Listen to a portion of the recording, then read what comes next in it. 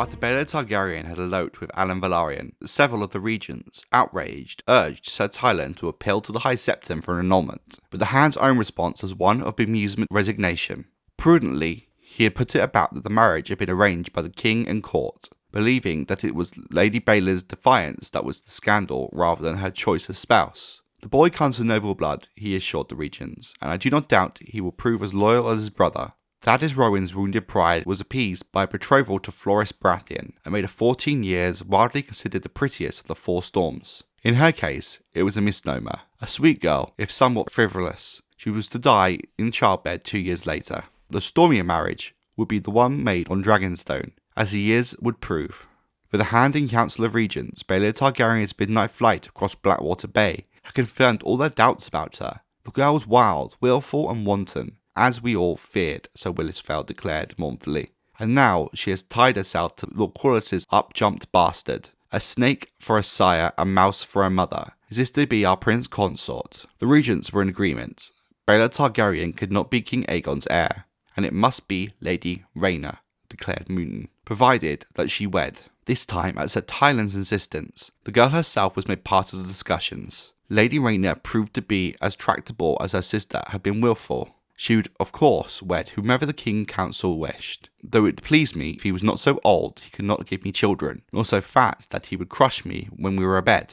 So long as he is kind and gentle and noble, I know that I shall love him. When the Hand asked if she had any favourites among the lords and knights who paid her suit, she confessed that she was especially fond of Sir Corwyn Corbray, whom she had first met in the Vale while as the ward of Lady Arryn. Sir Corwyn was far from an ideal choice. A second son, he had 2 daughters from a previous marriage. 32, he was a man, not a green boy. Yet House Corbray was an ancient and honourable. Sir Corwyn, a knight of such repute that his late father had given him Lady Forlorn, the Valyrian steel sword of the Corbrays.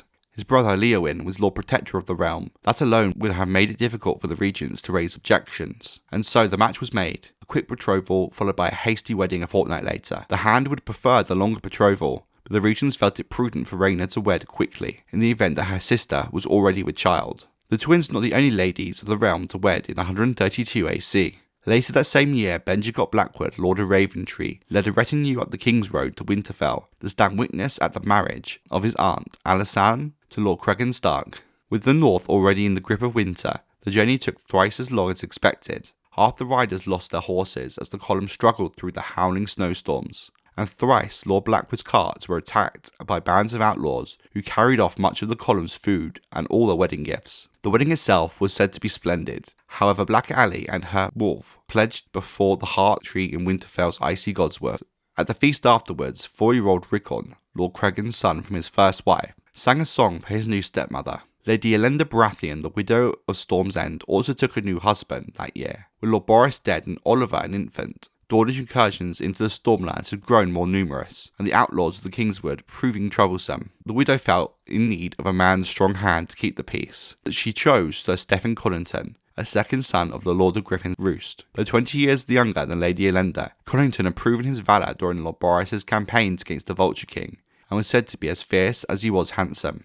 Elsewhere, men were more concerned with wars than weddings. All along the Sunset Sea, the Red Kraken and his Iron Men continued to raid and reeve. Tyrosh, Mirin Lys, and the three-headed alliance of Bravos, Pentos, and Lorath battled one another across the Stepstones and the disputed lands, while the rogue kingdom of Rancalio Rhydun pit shut the bottom of the narrow sea. In King's Landing, Duskendale, Maidenpool, and Goldtown, trade withered, merchants and traders came howling to the king, who either refused to see them or was not allowed to, depending on whose chronicle we must trust. The spectre of famine loomed in the north as Cregan Stark and his lord Bannerman watched their food stores dwindle, whilst Night's Watch turned out an ever-increasing number of wildling incursions from beyond the wall. Later that year, a dreadful contagion swept across the Three Sisters. The Winter Fever, as it was called, killed half the population of Sisterton. The surviving half believed that the disease had come to their shores from whalers from the port of Ibn.